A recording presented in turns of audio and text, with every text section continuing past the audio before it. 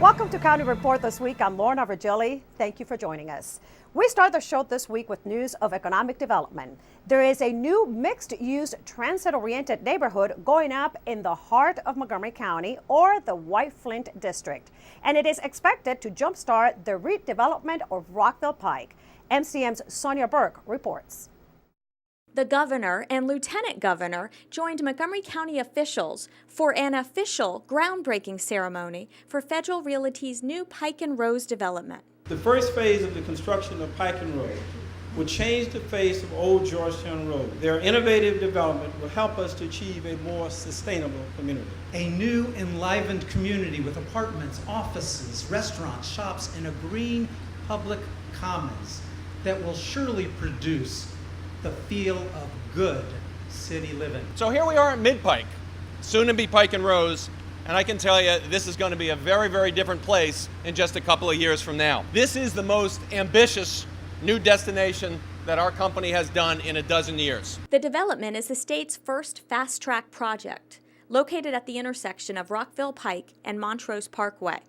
When complete, it will feature 450,000 square feet of retail, 1.1 million square feet of office space, 1,500 residential units, and 250,000 square feet of hotel space, all less than 1 mile from the White Flint Metro Station. When this project is done, we're expecting that the number of commuters who bike, walk, or use public transportation to get to work in this area will double. We create jobs, jobs, and jobs. 550 jobs in construction, 3.7 million in new revenues that will be generated by this project, not to mention the countless numbers of moms and dads who are actually going to have more time to spend with their families when they live here, instead of spending time on bumper-to-bumper traffic. Demolition on this site is already underway, and construction on Phase 1 of the project is expected to be complete in 2014. In Rockville, I'm Sonia Burke reporting. Fire crews rescued 17 people from a burning building in Burtonsville. The 3-alarm fire left more than 74 residents displaced from the building located at the 14,000 block of Castle Boulevard. Residents were trapped inside while heavy smoke and fire conditions engulfed the back of the structure. Over 100 firefighters assisted in the dramatic rescue. Fortunately, no residents required transport to area hospitals, and there were no reported firefighter injuries. Fire investigators ruled the fire as accidental and believed to have been sparked by an electrical malfunction in the first floor unit. Damages are estimated at $1.5 million. And fires as such highlight the labor of the county's firefighters. In about a year from now, there will be a brand new state-of-the-art fire station for the Wheaton Volunteer Rescue Squad. It will be designed to better serve the needs of the growing community. Construction has begun for the new Wheaton Volunteer Rescue Squad fire station, located in the corner of Georgia and Arcola Avenues. As we think about the tremendous growth that we will continue to experience in the Wheaton area, the many high-rise buildings that are located here, the challenges that we have around and throughout this great county in terms of traffic, we don't simply celebrate the fact that we are in fact building and constructing a building at this site, but it's designed, constructed at a location that can better serve our community. It will be a brand new 29,000 square foot station that will integrate operational needs and will give more space to firefighters to work and train. It's going to be incredible. I grew up in the area 10 years ago. I started volunteering here 10 years ago, and that station just isn't big enough for us. And the training opportunities and the exposure the new station is going to give us it's going to be incredible. There's an extrication pad out back where we can practice certain skills and drills and stuff like that. And it's really exciting for us. It's been over 10 years, so we're anxiously awaiting it. Upon completion next year, the station will replace the existing one located on Grandview Avenue, which is outgrown to support the community growth and the increase in emergency calls. This is a great relationship under our current law where the county and a volunteer organization can do what we call a 50-50 split. So the funding and the cooperation is absolutely bringing together a great project that will serve the residents, a new rescue station that we'll be able to spread our wings, basically. The Wheaton Volunteer Rescue Squad was formed in 1955 to provide emergency medical and rescue service to the residents of Wheaton. Another groundbreaking that took place this week was that of the new 3rd District Police Station in Silver Spring. County Executive Ike Leggett, along with Police Chief Thomas Manger, participated in the ceremony. The 3rd District covers the entire Route 29 corridor from downtown Silver Spring to Burtonsville. The new station is being built near the center of the district in White Oak, and it will be big enough to accommodate staff. It will also have the infrastructure to meet demands for policing in the 21st century. We will have a station that we can be proud of. The current station has been in existence for nearly 50 years now. And people wonder why we're not building more stations. Keep in mind that we are, in fact, doing many other things in terms of public safety related to the police department. When you look at a police car today, you'll see the technology that we have in the police car. When you look at the equipment that we have, the ability to communicate, that the stations of the past are not what we see today, and the police officers and their training and the equipment are not what it used to be. But 50 years is a long time without having an appropriate station, and so it's well overdue. And so we are here today to dedicate a new plan, a new location, which I think is strategically located to serve this growing area of the county. The new facility will operate 24 hours, 7 days a week, providing support for beat patrol teams.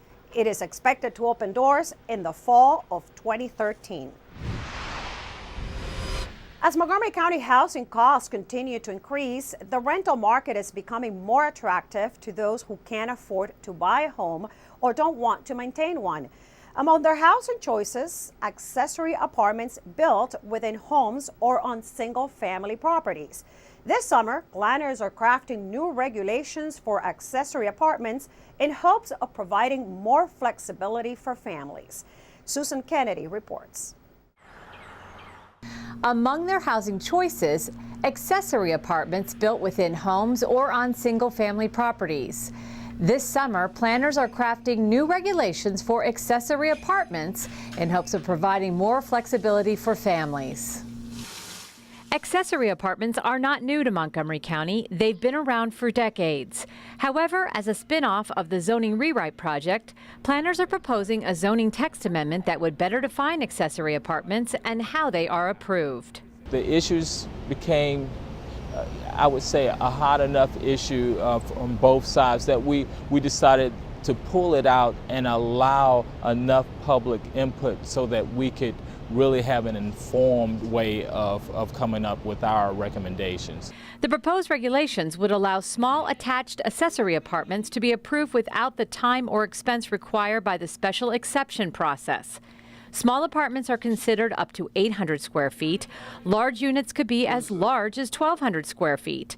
This provision puts a number in there, and that number is 3 persons max. That's whether it's a detached or attached accessory apartment, whether it's what we call a larger accessory apartment or a smaller one.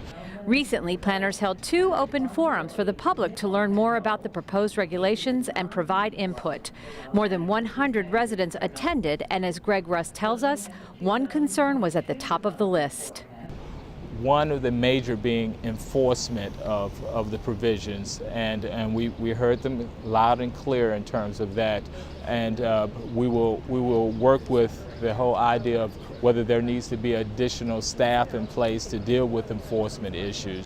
Planners will now take the comments they gathered from the community meetings back to the planning board before deciding whether or not to transmit the zoning text amendment to the county council. I'm Susan Kennedy for County Report This Week. When we come back, we take you to a golf tournament in Rockville. And next, we get transportation and police updates. We'll be right back.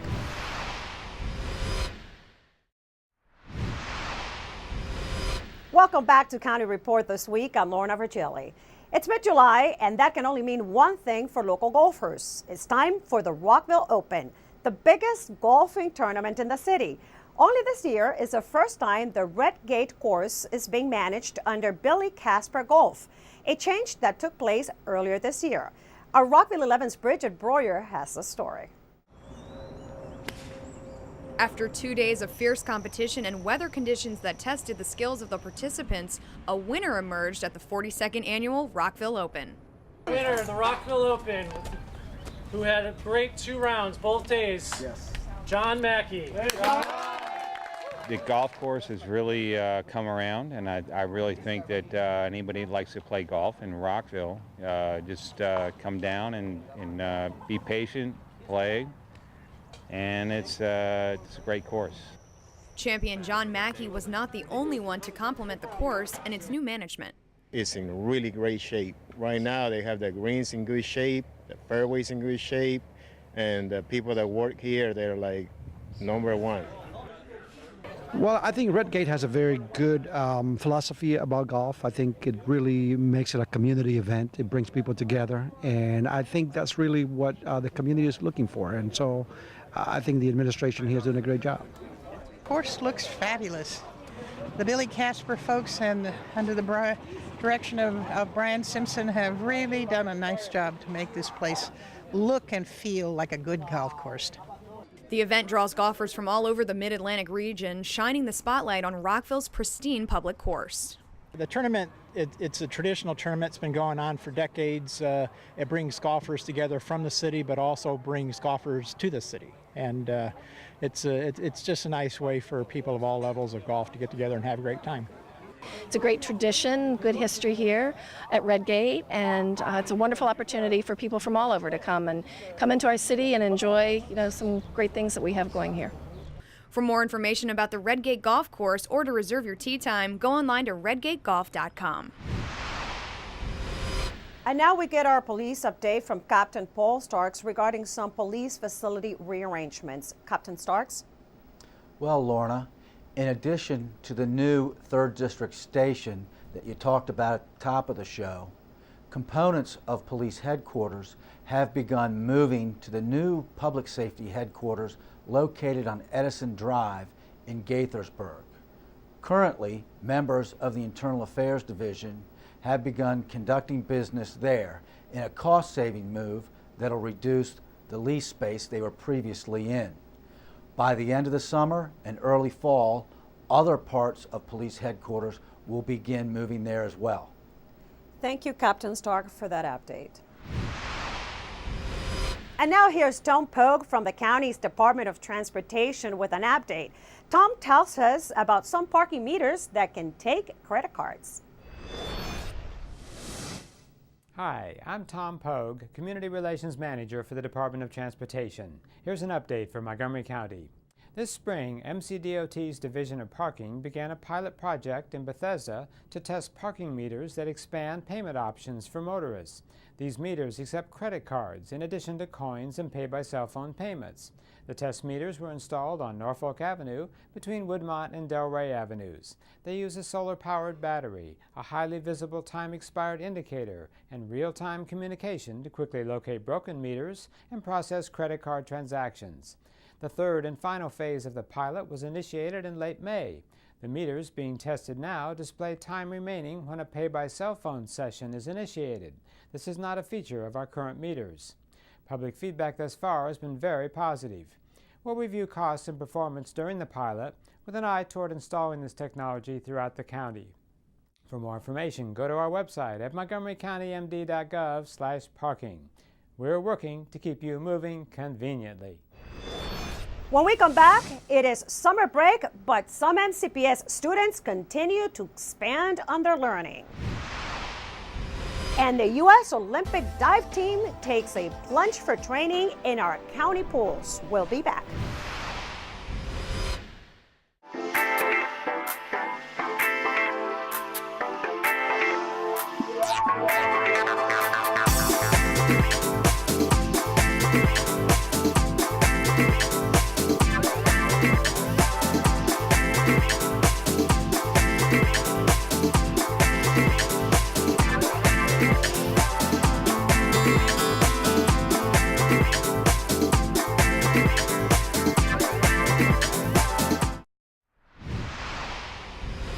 Welcome back to County Report this week. I'm Lorna Virgili. Although school is out of session, some MCPS students and other area kids were recently reminded that education never takes a break, not even in the summer. But this learning experience could be truly described as fun and games. MCPS TV has the story. Students from South Lake Elementary School in Gaithersburg are learning the importance of summer reading and maintaining a healthy lifestyle thanks to the Let's Read, Let's Move initiative. More than 25 second grade students from the school took a field trip on July 11th to the U.S. Department of Education in Washington, D.C. to participate in the 3rd annual Let's Read, Let's Move. Let's move, let's read. Let's move, let's read. Let's move. As part of the day's activities, the students had an opportunity to meet U.S. Secretary of Education Arne Duncan and had a chance to read with special VIPs Sam Cass, the White House chef, and Cornell McClellan, the president's personal trainer. Students also exercised, participating in various engaging physical activities and an obstacle course that got them up and moving. Keeping students reading throughout the summer is really important, and having them start to develop healthy lifestyles. And just exercise, have some fun, and we know when you're fit, when you're healthy, you do a lot better academically as well. The benefit of this is that it promotes reading and it promotes exercise and physical fitness. And I think this experience for them will make them want to continue to read and to learn to read more. At the end of the day, the students not only walked away with free books, but also with a renewed love and excitement for reading and exercise. I think it's important to read so you can learn better. My favorite part was exercising. Reading and exercise. Now, that's something that can benefit young and old alike. The U.S. Olympic dive team spent 4 days in Montgomery County training at the Aquatic Center in North Bethesda and participating in a dive show along with the Montgomery Dive Club at the Germantown Indoor Swim Center before the team boarded a plane to London for the Olympic Summer Games. MCM's Sonia Burke reports. The 11 U.S. athletes wowed a sold-out crowd at the Germantown Indoor Swim Center, where the divers demonstrated their extreme diving skills with flips, spins, exquisite timing, and thrilling twists. Troy DeMay is the team's veteran, as this will be his 4th Olympics diving for the USA. He and the other divers enjoyed training in Montgomery County. I actually have competed here multiple times when I was a junior diver. It's been awesome. The facilities are amazing. Growing up, we had a lot of meets here, so it's a little bit like I'm remembering my childhood being here. And I love the boards, and the people have been really welcoming, so I've loved diving here the last couple of days. We are blessed in Montgomery County to have world-class recreation facilities, truly, especially in the aquatics community. We have a reputation across the country, and when the U.S. dive team contacted us through the Montgomery Dive Program, we were thrilled and welcomed them with open arms here to Montgomery County. The athletes are working out about 5 hours a day, and they said the training sessions help them bond together as a team. This is really important. This is the first time that our entire USA London diving team has been together. Also traveling with the team, a man considered to be the world's greatest diver ever. I'm mentoring the athletes, working with the athletes and coaches. He'll lighten the load mentally, and if we have a problem in the pool or whatever, he still has that Olympic spirit. He still has that drive to be the best. There were long lines to attend the dive show and to get autographs. It's crazy. It's exciting. There's a lot of people here, so that's great.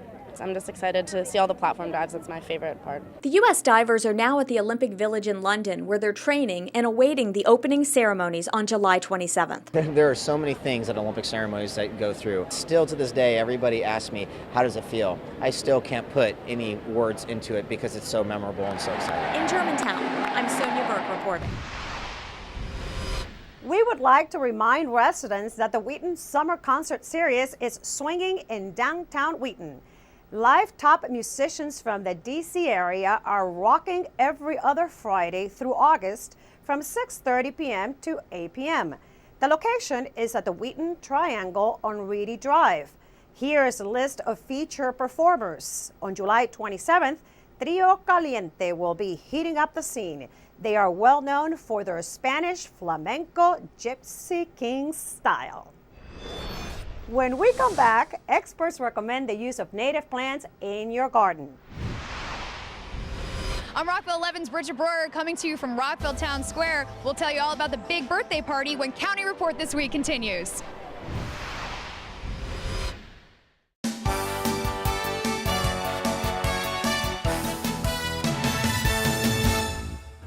In support of MC's mission to provide all Montgomery County students with access to higher education, the Board of Trustees has voted to take a position in support of the upcoming ballot question on the Maryland DREAM Act, which would provide in-state tuition rates to undocumented students who meet certain requirements. You won't want to miss Portraits of Life, LGBT Stories of Being on exhibit now at MC's Tacoma Park Silver Spring campus. The exhibit features lesbian, gay, bisexual, and transgender individuals who contribute to the success of Montgomery County. Finally, plan to attend one of MC's Assessment of Prior Learning seminars and learn how to turn work experience into college credits. The seminars are August 2nd on the Rockville campus and August 16th on the Tacoma Park Silver Spring campus. For more information about the endless possibilities at your community college, visit our website. Welcome back to County Report this week. I'm Lorna Virgili. The heart of Rockville can now be found in the bustling town square with shops, restaurants, and areas to meet and play.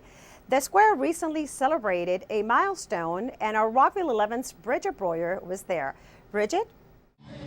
That's right. The temperature is high, the music is hot, and it's hip to be square in Rockville. 3, 2, 1.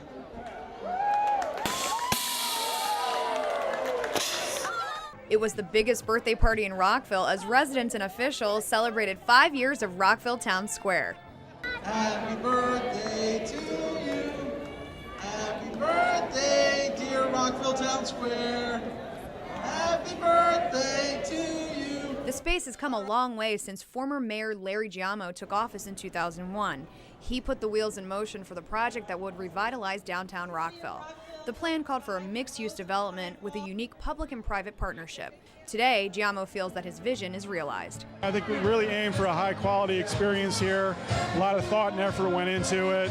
A lot of great partnership here, too. We had all 4 levels of government, all the community stakeholders involved, great private sector developers. So really trying to create a fantastic new heart for the community, and I think it turned out the way we hoped it would. Town Square truly is one of Rockville's success stories. Even throughout the downturned economy, people were still coming here to dine, people were still coming here to shop, and how important it is to the fabric of Rockville and that it's really a part of the community. While Rockville Town Square has become the new center of the city, there's much more to come. Remember, this is really meant to be a catalyst, and the Choice Hotels is coming in. That'll open next year.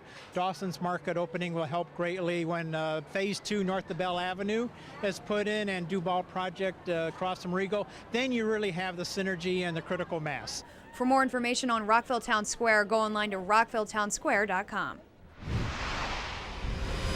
Now let's go to Kathy Stanhope from the Humane Society in our Pet of the Week segment. She brings a pit bull named Tyson. Hi, this is Kathy Stanhope with your Pet of the Week at the Montgomery County Humane Society. And this handsome devil is Tyson. He is a 1.5 years old. He's a neutered male pit bull mix. And he's a sweetheart, but he's got a lot of energy. We are looking for someone very special for Tyson. We need someone who knows how to handle a big, high energy dog. And we need someone who really has dog experience. So if you've never had a dog before, this is not the dog for you. But if you do have dogs and you've had dogs before and you're looking for a big, high energy guy, he's playful, he's fun, he gets along well with other dogs, and he is looking for a home, right, Tyson? Tyson is very food motivated. He's going to be easy to train because he likes to get his treats. If you want to teach him a trick or something that he's supposed to do, you show him the food, you show him what he's supposed to do, and then when he does it, you give him the food, and I bet you anything he'll do it again right away because he likes his treats. So if you do have good dog experience, come down and meet Tyson. He's a wonderful guy, and he really wants to go home with you. And August 1st to October 31st, we're having our Home Run Challenge. We are trying to adopt 300 more dogs this year than we did at the same time period last year. So come help us make it possible. We need your help to adopt dogs and cats August 1st to October 31st because we're entering a nationwide ASPCA challenge that's sponsored with Rachel Ray for $100,000. Come on down and help us make that challenge. give us a call at 240-773-5967 or visit us and Tyson on the web at mchumane.org. It appears that there are many benefits to planting native plants in the garden. Here are our friends at Brookeside Gardens with some tips.